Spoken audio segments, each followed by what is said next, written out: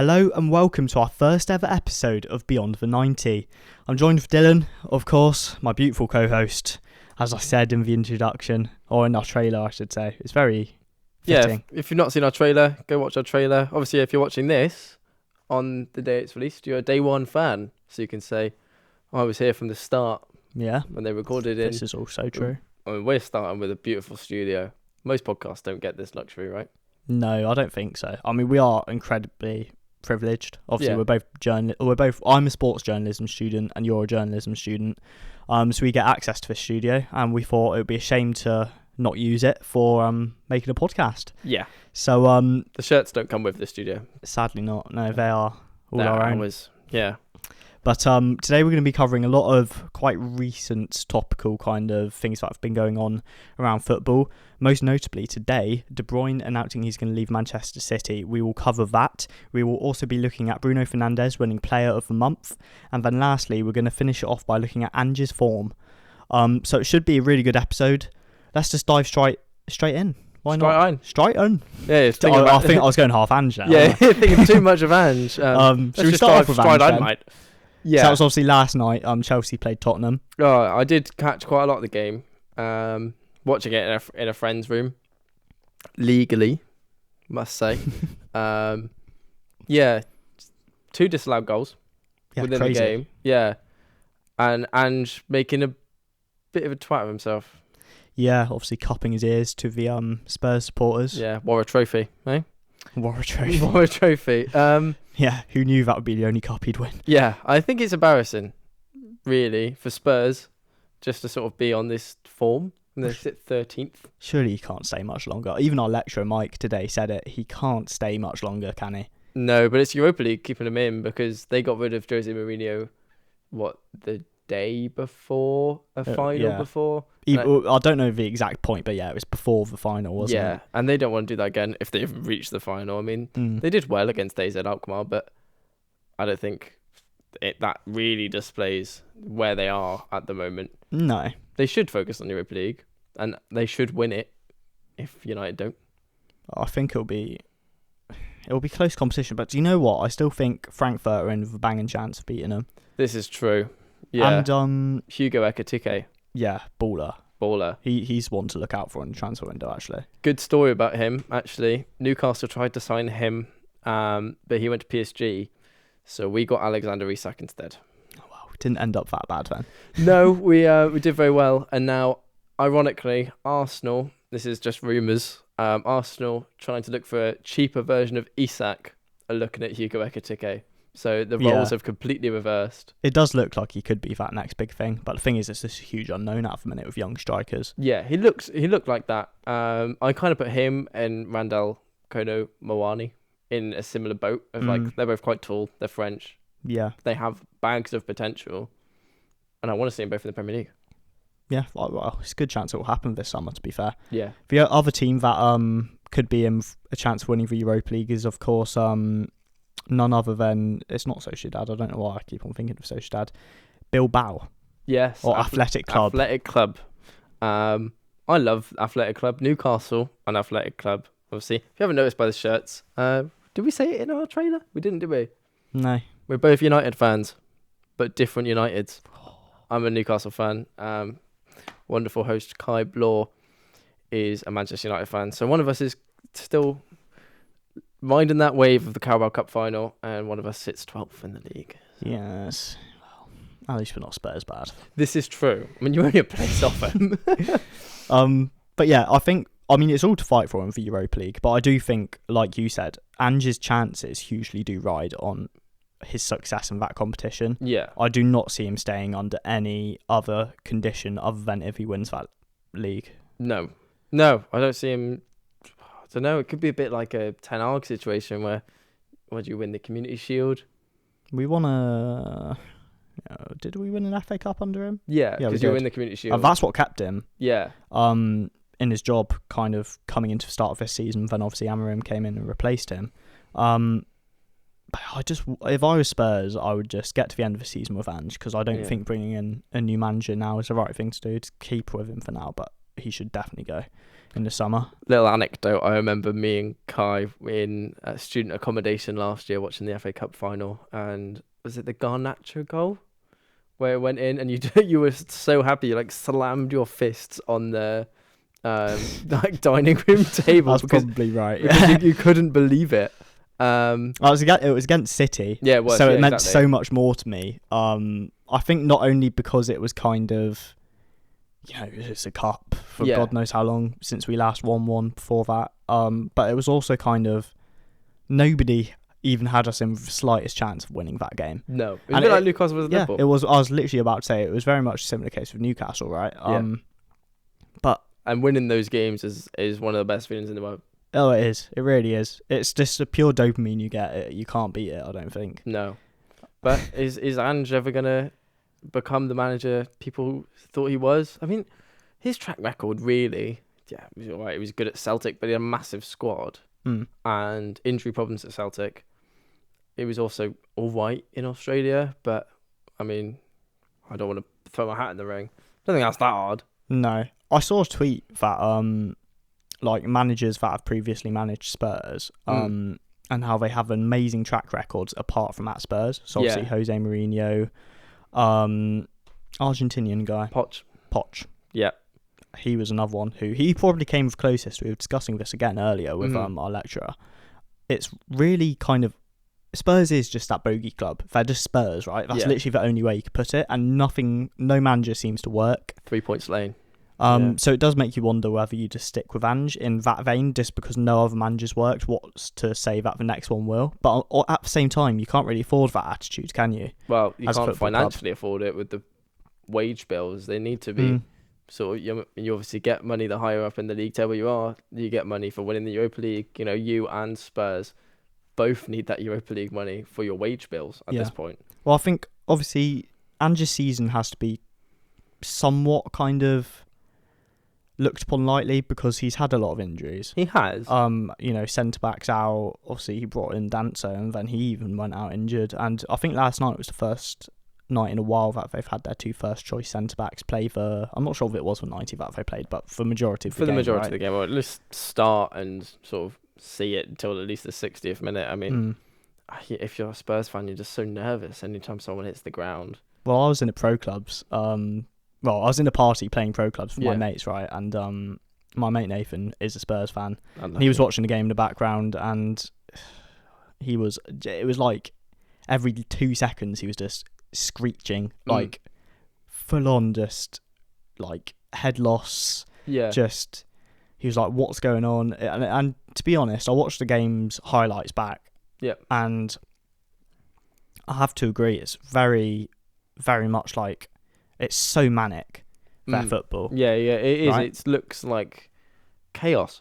Yeah, and to be fair, Chelsea haven't been in the greatest vein of form either as of recently. Obviously, it was a 1-0 win at the end, right? But with 2 disallowed goals. I mean, if either one of those goals are disallowed, I think was allowed. You sort of see the game a little bit differently. Either it's 2-0 Chelsea or it was 1-1. And I think a part of me thinks that Spurs were going to be Spursy and win last night. I had quite a lot of riding on it. Quite a lot of people had. I mean, Jordan, our mate, who is a Chelsea fan, on the other side of this kind of debate, he thought that that Spurs were going to win. He was absolutely convinced by it, and obviously that didn't come true. But I don't know if Spurs, because I look at their team on paper and I go, do you know what? They should be at least in the fight for top 6. Yeah, they shouldn't. They shouldn't be where they are, but they are where they are for a reason. No, well, that's it. I mean, the performances are that of a mid-table team. Yeah, I mean, injuries have played a factor, right? Yeah, of course they have. But, I mean, what position are they in the league now? Do you know? 13th. So they're just below us. Yeah, you're 12th. Wow. So it is quite dire. I was gonna say it's quite inexcusable, right? Because no matter how many injuries you have, there has to be at least some consistency from a tactical perspective. Yeah. And Ange's football that he plays it was very entertaining to watch when he first came into the Premier League, right? Like, everybody was like, oh my God, this is going to be like a whole revelation. Like, really high lines, centre-backs making darting runs into the box and all sorts. Signing Mickey van der Ven. Yeah, I mean, he was like, it was quite revolutionary. He is the still an Premier League, amazing right? defender. Yeah, I agree. And so is Romero Yeah. most of the time, apart from when he's like not killing people. But that's the thing. He came back from injury and he's instantly getting in a fight in last night's game. Well, it was just one of those games. Obviously, it is a London derby, right? So we have to take that into consideration as well. That like, it was always going to be very tense.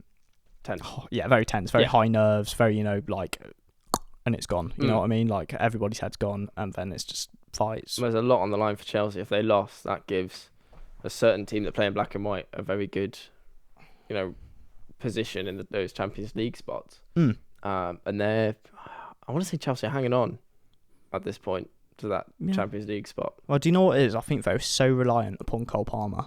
He's gone off radar. He got an assist last night, but watching the game, it wasn't like he was there. No. In a lot of the attacks, he was sort of left behind. Well, talking about a Cam who is on form, Bruno Fernandes. Bruno. He's obviously one player of the month. That's also been announced today, I believe. Oh, it was today, yeah. What do we think about him as of recently? See, he's not what you think of him as a player in general, or person. just what you think of him in his vein of form over the last month. Exactly what United needed. Yeah.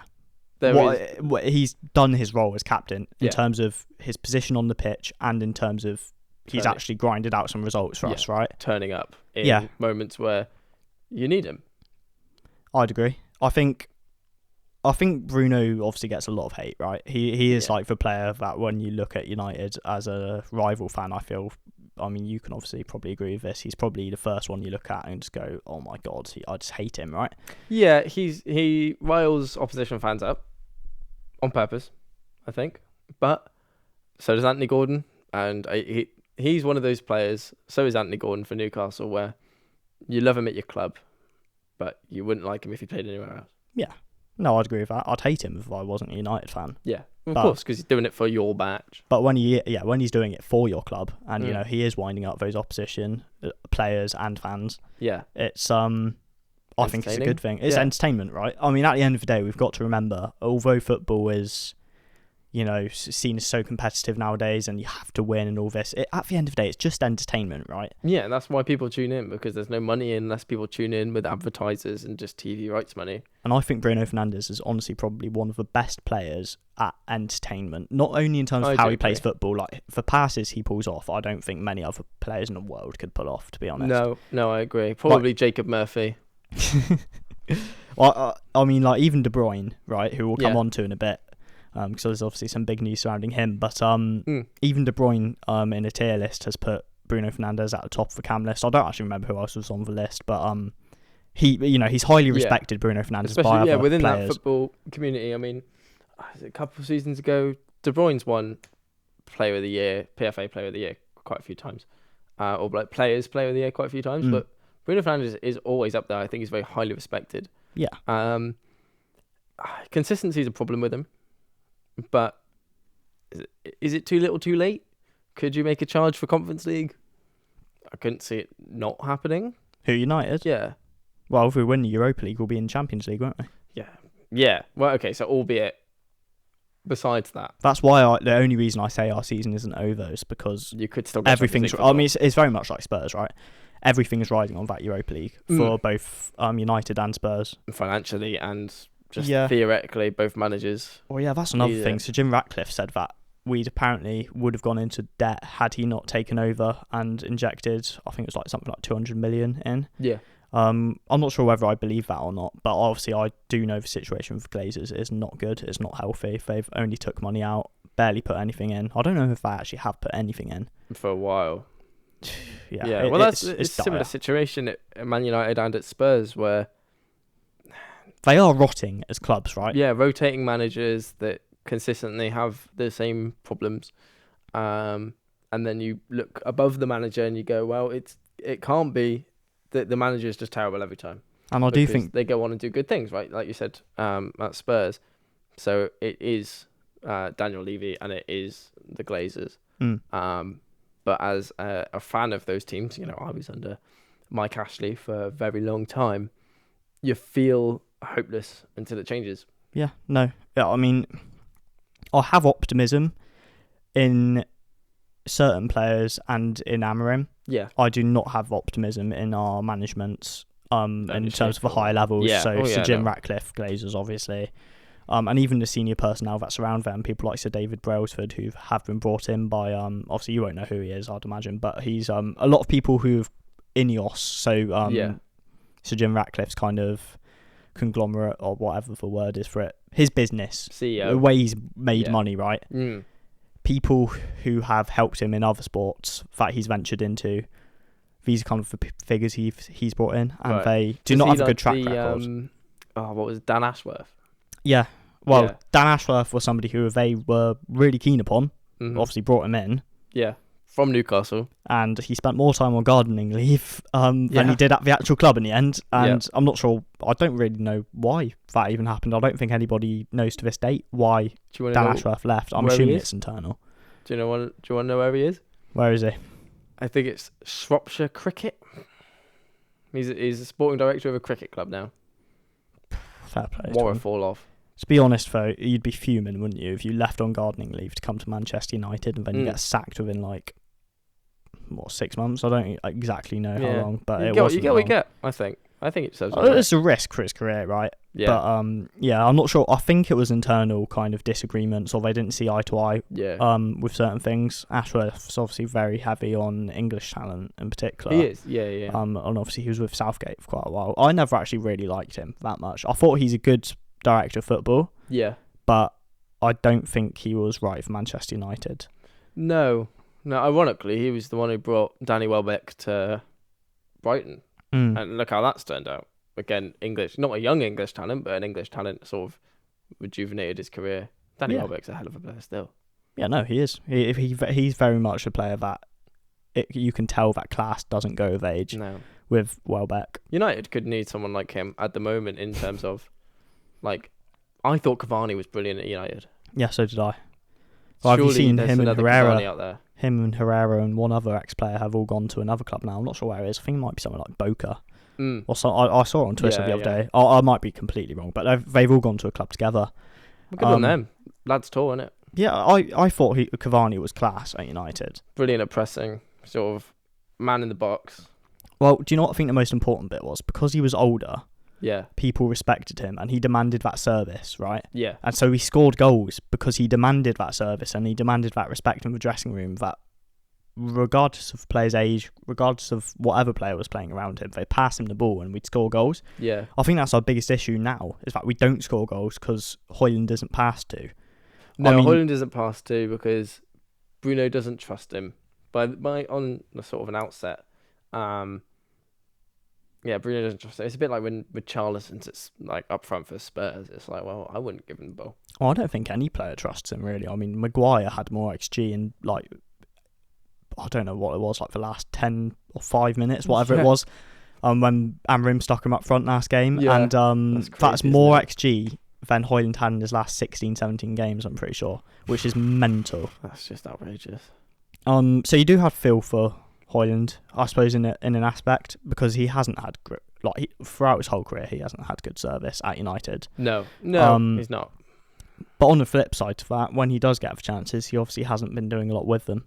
Yeah, it's a cycle, isn't it? It's two-way street. You get less chances because you haven't finished the ones previous, and obviously people aren't going to pass to you as much if they think that you're not going to score it, right? And that comes back to respect and that confidence. And I think Bruno has that. Yeah, and players like Cavani, Bruno would pass to. Yeah, because Cavani demands that respect. I mean, it's much like Ronaldo when he went for his little run tenure back at United. Yeah, player of the month, first season back, first month back, and it was crazy, wasn't it? Yeah, he was unreal. We'll come on to that in a future podcast episode. We'll be looking at some, not necessarily senior, but coming into their prime strikers. We'll be looking at Isak, we'll be looking at Gyökeres, and we'll be looking at Victor Osimhen. Yeah. That will be good fun, I think, because I think all of them are great options for different clubs and different reasons. Exactly. This summer, and I think they as much as you might not like to admit it, they are all on the market. I mean, Isak's not on the market, pal. I'm not sure. He's about as on the market as I am. Izzy will like that one. Yeah, she will. Exactly. Shall we move on to our final talking point then? Bruno Fernandes, you happy to admit he's been decent? At least. Deserves He has it been. as well. He does deserve it. The only other player who could deserve it would be Dan Burn. But that was obviously in the Carabao Cup. Yeah, I was about to say, that doesn't quite cover Premier League, I don't think. No, I know. He has been very good, though, as well. He has, and he's got his England form as well, yeah. I'm so happy for him. Boy from Blythe, isn't he?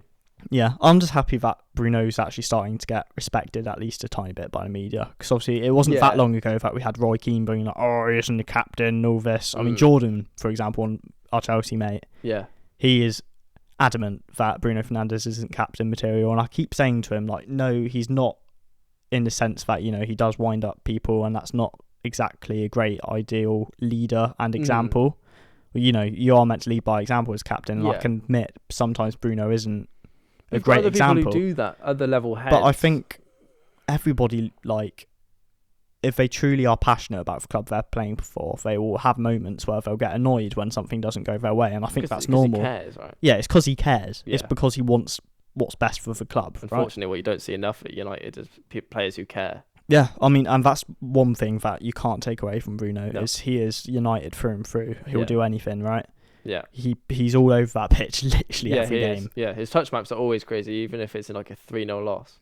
He's always on the ball. Yeah, it's just whether anyone around him wants to sort of do anything. That's it. It's just whether the rest of the team shows up. Yeah, exactly. So moving on to KDB. I'll let you start. Yeah, I love KDB. I'd put him up there in terms of when I'm thinking in the future, 10, 15 years, when we're doing sort of, hopefully this podcast might still be running, like our top 10 midfielders of all time. It would be difficult not to put him in the top 3, I think. I think Xavi, Iniesta, KDB. I think it would be a shame if he retires. I'm really hoping he goes to another club and somewhere where he maybe used to play for and has one final season where he stays fit. Wolfsburg. Because I don't think people will rank him as highly in their lists of all time that you are referring to there, because he hasn't had a great last season. A bit like Rio Ferdinand, isn't it? Yeah, people very much forget the player they were because injury has kind of doomed them in a sense. Yeah, absolutely. Marco van Basten, 3 Ballon d'Ors, 24. Yeah, injury ruined the rest of his career. Still, on his day, and I don't really like in his prime arguments because that's really subjective, and I think that's sort of like nostalgia bias a lot of the time. No, a player should be based on how they played for the majority of their career. Yeah, and for the majority of his career, yeah, I'd agree, was the best striker in the world. Yeah, of course. And I mean, I think I'd say for the majority of De Bruyne's career, he's probably the best cam in the world, right? Yeah, exactly. So he should go to Wolfsburg, Anderlecht. Yeah, a Belgium club I think would be great for him, because I don't think the kind of Saudi effect on his body would be as much. I think Saudi, it depends where he goes. If he goes to like a top Saudi club, I don't think it would be as good for him as if he went to like a Saudi club nobody known and he starts just pinging it up to some like Saudi Arabian, like works as a binman on Tuesdays. Sorry, yeah. I mean, I could see him playing with Mitrovic at Al Hilal. I'd rather him go to... Now I can see the badge in my head. You remember Gabri Veiga? I had a little thing with Gabri Veiga on FIFA. You have a bit of a crush on him, I reckon. I do. I think I do. Was amazing in the MLS. Looked like he was coming to Newcastle. Didn't. Just went to Saudi at 22. I was really disappointed. And it was one of those... He was, in my head, the John Duran before John Duran. In terms of bags of potential. Went to Saudi Arabia. People didn't talk about it as much because I don't think many people knew who he was. But when it comes to KDB, I'd rather him go to Belgium. You just made me think, though, when you mentioned Duran. Imagine Duran getting service off KDB. Imagine like the goals that you'd see in that league. Yeah. It would be crazy. It would. But that is the problem I have with Saudi Arabia, like sports washing, if we're going to call it what it is I will never tune into it. even if KDB goes there, even if Isak went there, Bruno G, you could take this whole Newcastle team, or all of my favourite players ever, stick them in Saudi Arabia, and I, even as a Newcastle fan, hypocritical Saudi Arabian owners, who own, by the way, the top 5 clubs in Saudi Arabia, I wouldn't watch it because I think the best players in the world should be in the best leagues in the world. No, and I agree. I do think it's a shame, really. Yeah. And the Belgian league's great quality. Yeah, the Belgian league's great. I love their league system as well. Sort of talk about beyond the 90, sort of scoping out. They have that mini tournament at the end of the season, and I think that's such good fun. Yeah. No, I like it. Yeah. KDB scoring a last-minute winner to win Anderlecht the season.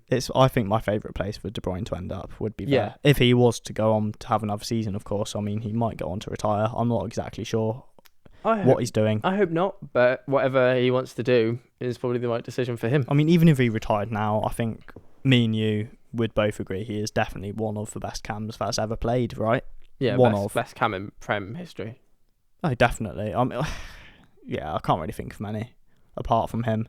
No. I think it's so strange how he was kind of very much talked about so much for ages, and then at some point it kind of just stops. I haven't really heard anything about Kevin De Bruyne in so long, up until obviously this news broke today. It's a bit like that, this whole Phil Foden situation, isn't it? Yeah, I mean, it might just be correlated with City's fall off. Obviously they've kind of they're still a good club, but they're not what they were. They're not what they were. They're not. They look miles off. Really, they do. And you do wonder whether Kevin De Bruyne has a big part to play in that, because I certainly think he. Not having a prime KDB and having injuries and him getting older, that previous to this season would have scared the life out of Man City fans. I think his fitness levels in comparison to Bruno Fernandes, I don't think they're as good. No, I agree. I'm pretty sure they're pretty similar in age. I know Bruno's 31, and De Bruyne's 32, 33. Something like that. So it's not much, like, obviously, unless Bruno happens to all of a sudden turn to glass in the next year. Yeah. I think Bruno has a better engine. I think he's more mobile.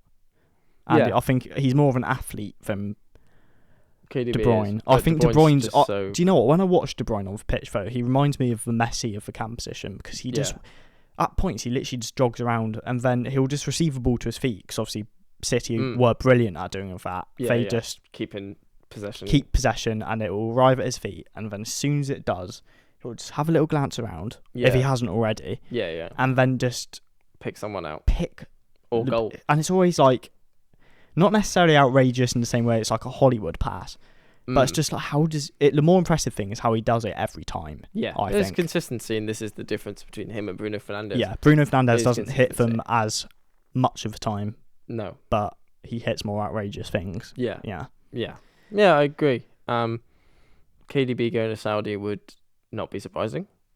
No, of course not. I mean, in the modern day, wage at Man City, he doesn't need the money, surely. I'll tell you what, though, when you get to that age, you would just be like, oh, but nice. Fat contract, fat money. Yeah. But he's lived in Manchester so long, maybe you can't handle the heat. Maybe you should go to Belgium. Rains a little bit more.